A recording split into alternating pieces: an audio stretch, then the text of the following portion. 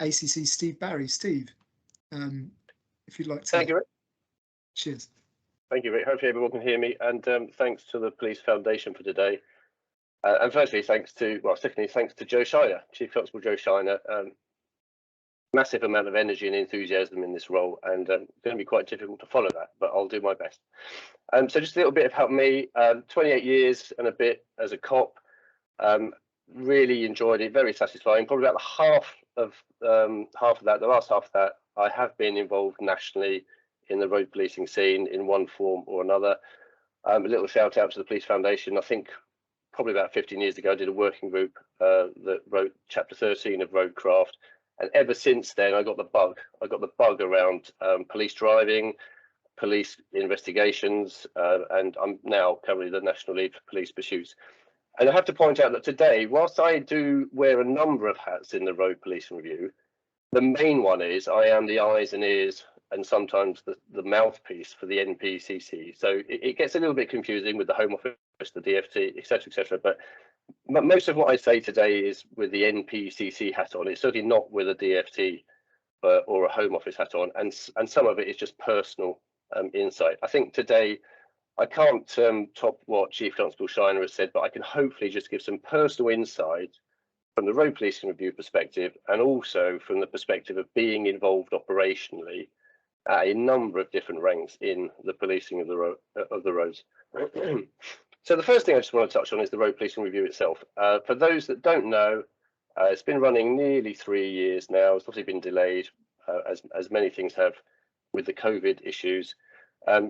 Break it down into two really simple phases. The first phase was about building an evidence base. And if anybody hasn't read the HMIC thematic inspection into roads policing, please do, because it summarises everything else. Everything else that we've got in terms of the evidence base is really well summarised and succinctly summarised in the HMIC thematic inspection, which, you know, as some of you will know, first inspection into roads policing for nigh on 20 years probably wouldn't have happened if DFT colleagues hadn't had the vision, foresight, commitment and money, ultimately, to get that HMIC thematic inspection off the ground.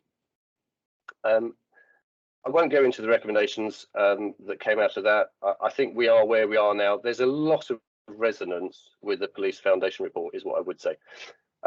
The next thing on the Road Policing Review is just to say that the next phase is we need to test some of the hypotheses that have come out of the first phase around how do we solve some of these problems, whether those problems are, you know, technological, capability gaps, capacity gaps, governance, process, etc., etc.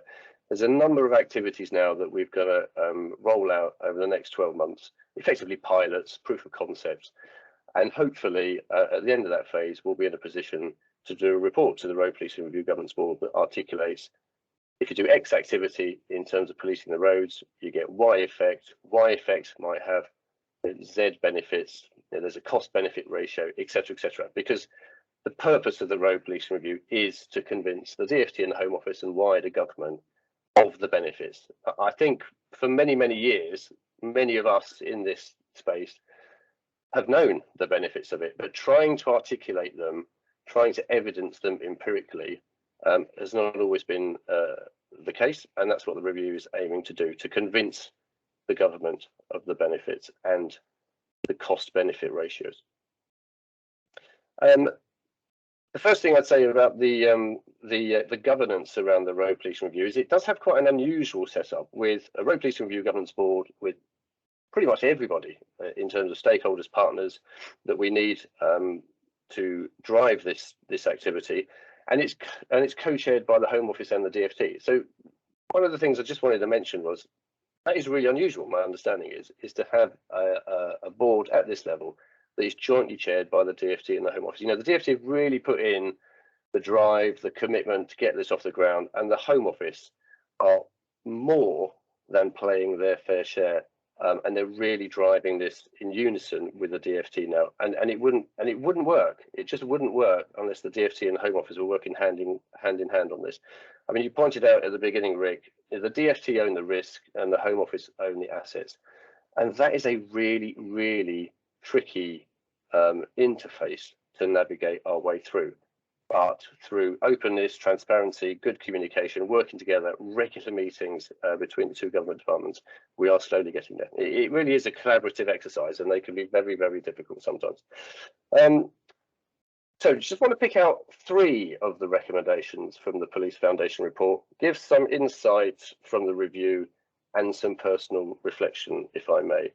So the first one is the strategic policing requirement recommendation, a striking example of where Police Foundation's work mirrors where we've got to thus far on the road policing review. I mean, it was a key recommendation of the HMIC thematic inspection, as you will know. Just a personal insight, as an additional assistant chief constable for over 6 years in Sussex, owning roads policing, owning firearms, had a lot of issues of governance, of collaboration to manage in terms of whether it's CTSFOs, whether it's public order, mutual aid commitments, civil emergencies, obviously a really key one.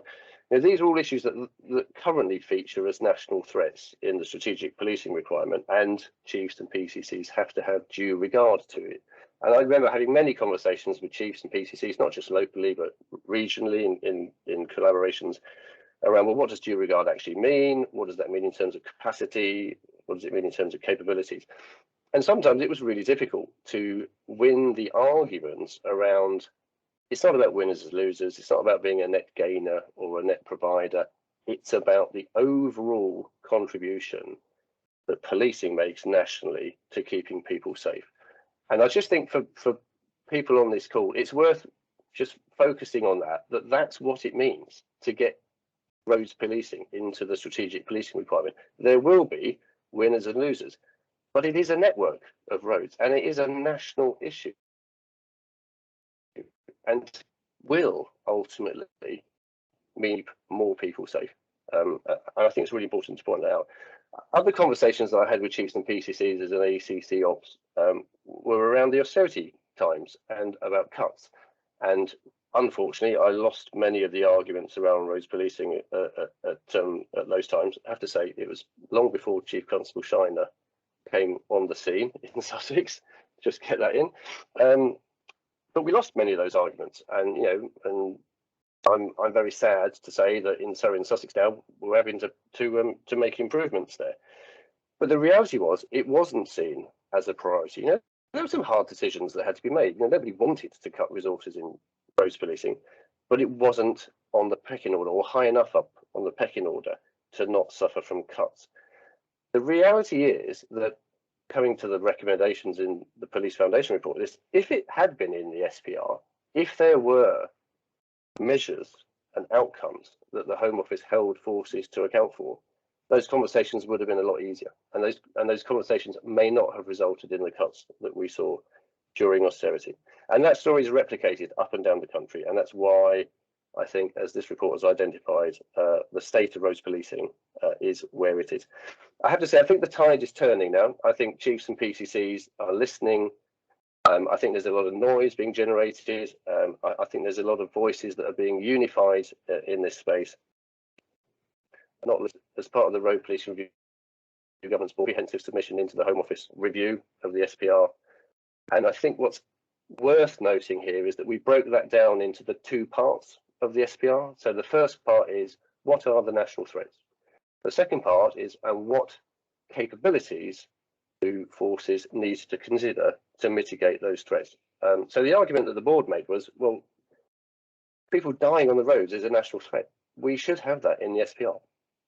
But if that doesn't fly, then at the very least, we should have an explicit reference to the capabilities of roads policing that are fundamentally there to mitigate all of the national threats, whether it's civil emergencies, counter-terrorism, and the like. There are massive gaps in our ability to mitigate those threats if we don't support roads policing. So there's just some insights into the SPR recommendation. The next one is the advisory group and the experts. I think what we would recognise from the road police review is that the value of data is massive. So, independent, objective, evidence-based advice. I think we've seen through COVID that's crucial, and I recognise the value of that in the road policing space. What I would say though is that in an emergency situation, you tend to have quite linear command structures and quite efficient decision-making processes. Arguably, we're not in an emergency, although we could have a debate about that around road safety. You could argue in peacetime, the command structure needs to be more cooperative, more collaborative, more unified. And we don't have that. We don't have that in road policing at the moment. What we do have in the Road Police Review is a governance board of over 16 agencies and partners that are fully committed and are working really, really well together. But each organisation has its own individual objectives and priorities. So we're not there yet in total alignment of what feeds into our decision making. But we're getting there. We're definitely making progress on that. But my point is, yes, an advisory group, really, really important. However, unless you feed it into singular strategic decision making that can follow up on that advice, I don't think you'll get the traction on the ground level that you need. You'll have a lot of advice and a lot of data, but it won't necessarily be turned into the decision making that will make a difference for roads policing. And then the last recommendation that I wanted to touch on, because I won't go into the NPCC portfolio and the road safety commissioner, but Vision Zero. I mean, I really struggle with anyone who doesn't get this. I really do. I think the idea that it is acceptable to have anything other than an ambition for no one dying on the roads, I really, really struggle with. And really good to see in the recommendation that the Home Office should put in measurable outcomes, because there's an old adage in policing, as I'm sure there is in other organisations, which is what gets measured gets done. It is a massive enabler to helping chiefs and PCCs prioritising roads policing. I mean, there was a little question in my mind around the DFT and what the DFT role could be, should be in the measurable outcomes thing, but obviously that's something that potentially even through the Road Police Review Governance Board we could discuss. But Vision Zero basically means zero victims, which if we're working towards that, there will be less victims. And I don't think we talk enough about victims. Chief Constable Shiner speaks very well from personal experience. I mean, my experience is third hand, just from working in roads policing and spending a lot of time with organisations such as Break and Road Peace over the last couple of years. But I do think it's worth having that reality check, as we've had around, this is about individual victims on a day-by-day basis, and every single one of them has a story to tell. So we've got to prevent that happening, and Vision Zero will help do that. I mean, Dr. Helen Wells will speak much better than I around the different contexts that preventing victims in roads policing has compared to other aspects of policing. I mean, not least, there's the whole question of intent. It's not so much of an issue in many of the offences under the Road Traffic Act. There are the cognitive processes, the cognitive biases that sometimes counter the education and communication messages that we're trying to put out. But for me, what I think sometimes we're missing is that regardless of intent, regardless of cognitive bias, there is often an element of negligence in offending. And we could speak all day about manslaughter, unlawful acts, involuntary manslaughter, death by dangerous driving. But sometimes I think we don't focus enough on the fact that there's an element of negligence often in the offending that results in these tragedies. And I think we have to accept that whilst we don't talk about them as accidents anymore, and whilst we recognise their collisions, but we also recognise that there isn't always someone to blame for the fatalities. What we have to accept is they are all undeniably preventable. So again, the Police Foundation report highlights the need to use the safe systems, use the safe systems approach. Because when you get underneath that, when you start to really think about it, because it's an easy phrase to trip out, safe systems approach, but you really need to get into the detail of it to understand how it works. And when you do that, you start to see that you can, if you use that approach, prevent every single one of these fatalities. So Vision Zero it really starts to come into focus as potentially viable.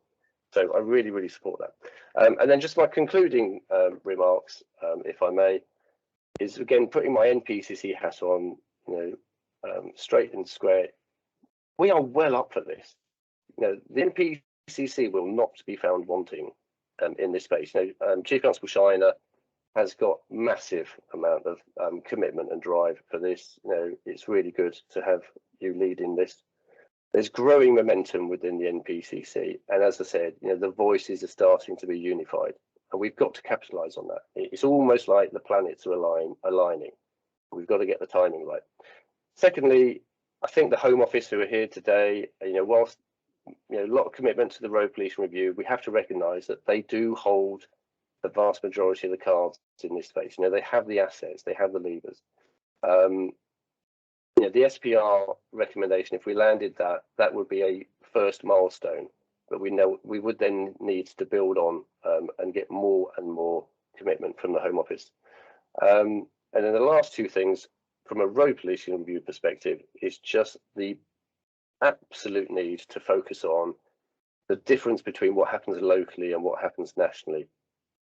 Chiefs and PTCs very locally focused in their day jobs, very understandable. We have a policing model that's not going to change anytime soon, but we desperately need to resolve the rubs, the tensions, work out the interfaces between the local and the national, both from a policing perspective and a partnership perspective. And if we could get national oversight, national coordination, some levers to pull at a national level that has an effect operationally for roads policing, that would be really, really good. And then my last point is, if we bring in some processes, some mechanisms to turn data into intelligence, because we're really data rich, but we're intelligence poor in roads policing. And that's because the organisational data is, it's a very mixed picture across policing and across partners. But we need processes and mechanisms to turn that data into intelligence so we can give the resources on the ground the products that allow them to target the highest harm offenders. And if we do all of that, then I really strongly believe that the tension that there exists between the DFT and the Home Office, the risks and the assets, we can generate a win-win model where we can keep people safe on the roads and we can keep them secure and deny criminals use of our road network. Thank you. Thank you very much, Steve.